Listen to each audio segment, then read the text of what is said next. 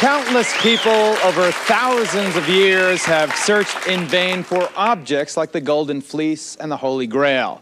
And over the centuries, they have looked unsuccessfully for magical places like El Dorado, the City of Gold, and also the Fountain of Youth.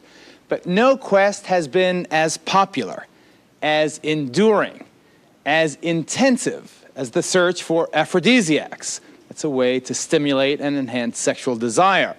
And some of the aphrodisiacs that are used around the world do seem, well, pretty far out. Eskimos, for example, we are told, hang this walrus bone in their igloos to warm things up. While in Europe and America, as you know, foods like oysters are widely believed to pack some sexual punch. In the Far East, it's dried deer antler, or this ginseng root that are said to do the trick. Sexual virility is often associated with youth, but experts say it's much more than just age. It's poor nutrition and excessive drug use and high stress levels that all conspire to decrease sexual desire. Well, today's show is about various ways, wildly different ways, to get that sexual desire back. Let's deal first with this new product, this so-called Vigorex. Here in our studio, we have Dr. Loretta Heroyan from the Institute for the Advanced Study of Human Sexuality in San Francisco. She has overseen the research on Vigorex. It is a formula that they claim now is a sexual breakthrough. Ray McElvina, also at the Institute, is the author of The Pleasure Quest. It is the history of aphrodisiacs the world over with special emphasis on this new Vigorex. You really think it works, Suzanne? Oh, absolutely. No question. It's wonderful. All right, now, before we have a stampede on my demonstration table here, just tell me first what life was like for you and Jim sexually prior to your becoming involved in the study of the Vigorex. Well, prior to Vigorex, I had a hysterectomy, and prior to that, it was wonderful. It was just, I had a lot of sexual drive. I enjoyed it. I felt wonderful all the time. And then I went to doctors, and they didn't tell me what was going to happen once I had the hysterectomy. I went to 3 doctors. No one mentioned it. They said that life would be normal. Well, that wasn't true. And excuse me, let me just interrupt. Was it that you just didn't feel like having sex anymore, or was it that you were some physical way unable? You forget completely. There's no sensation. It's just nothing. It doesn't even enter your mind. There's no thought. So, Jim, what was your emotional state when this was going on in your family? Oh, I was a good, supportive 80s husband, and but of course, you know, it wasn't the most pleasant situation. And she used to have waves of sexual desire, and the tide went out. And when she got involved in the study, the tide started to come back in a little bit. And our sex life wasn't quite dead, but it was on its knees. You know, I don't mean to be an accountant, but give us a number. It's hard to quantify these things. Once a month?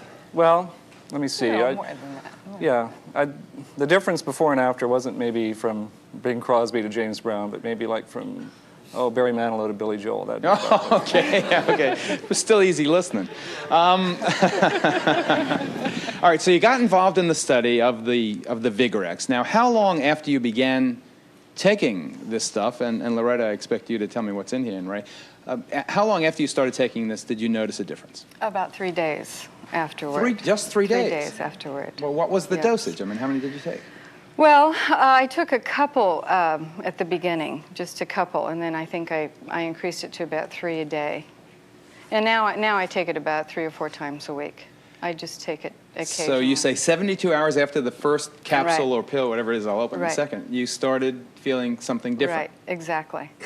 Did you, in Jim's very graphic metaphor, feel the tide rushing back in? Were you getting your feet wet? Yeah, I did. I had more fantasies about sex, which I hadn't had for 3 years prior to that, after my hysterectomy. And then I also had a lot more concentration on sex. I could switch gears much more quickly. I have a real intensive, stressful job, and I could go from one to the other much more readily As than you speak, before. I am playing with the And bottle here. and also, I had a to lot open more it and reveal genital what's in- sensation Uh-huh. than I had before. So it not only did you feel more desire, it also felt better. Absolutely, yes. Now, Jim, did you, I guess you knew because you were part of the study what was Well, going on. I actually wasn't. I just started sneaking it on the side after Oh, I she told me what it was. Well, you know, I Little made fun of red- it and said it wouldn't work, but I started slipping a few myself. So you were doing it as a non-pro. You weren't part of the study. As an interested observer. Yeah, I bet. And tell me your reaction to Suzanne's, gusto. Well, the best aphrodisiac's an enthusiastic partner. So from that standpoint, whether the product did anything for me or not, certainly it did as a residual effect. Okay. Steve, what was it like in your life, you and Mary Kay? Well, Give me the before the first. before. We've always had a very active sex life. Our whole relationship started as a sexual relationship, and it's built to a strong marital relationship. But sex with Kay and I has always been really great, and I started taking the product just to see. I mean, I'm willing to experiment. I think I have an open mind. But after taking the product, after a couple days, I did notice that the erections stayed longer, and they were harder. And I didn't anticipate quite so biological you really an answer. Didn't want that, did you, Geraldo? Actually, it's as when I was young, you're always aroused, it seems, and it's like I'm younger, and it's nice to have a towel rack in the morning, if you get what I mean. Ooh. Yeah. I think I saw that commercial from Yes. Denmark. It's from Denmark. Now, Kay, from your point of view, is this an accurate reporting job on Oh, very what accurate. was going on in your house? Yeah, we've always enjoyed sex. I mean, sex in the morning, sex in the shower, sex after work, sex in the evening. We've had a very, very high sexual appetite. When I started taking the product, I noticed that it wasn't so much that the sexual appetite increased, it was the amount of energy that we could share and bounce off between us that increased. And so I'm a strong advocate of it, of course. Of course. I mean, All right, now here it is, these little, big little red things. And Ray and Loretta, what I expect from you after this commercial break is to tell us what's in this, tilt down there. Warren, you see it? What's in this little red pill?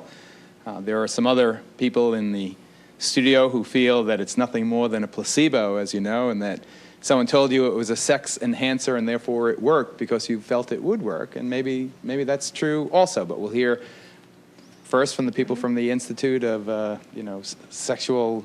Advanced Sexual, what's the whole thing again? Institute for the Advanced Study of Human Sexuality. That's the stuff. That's the stuff. And about these little red pills. But first we take a break. Stay with us.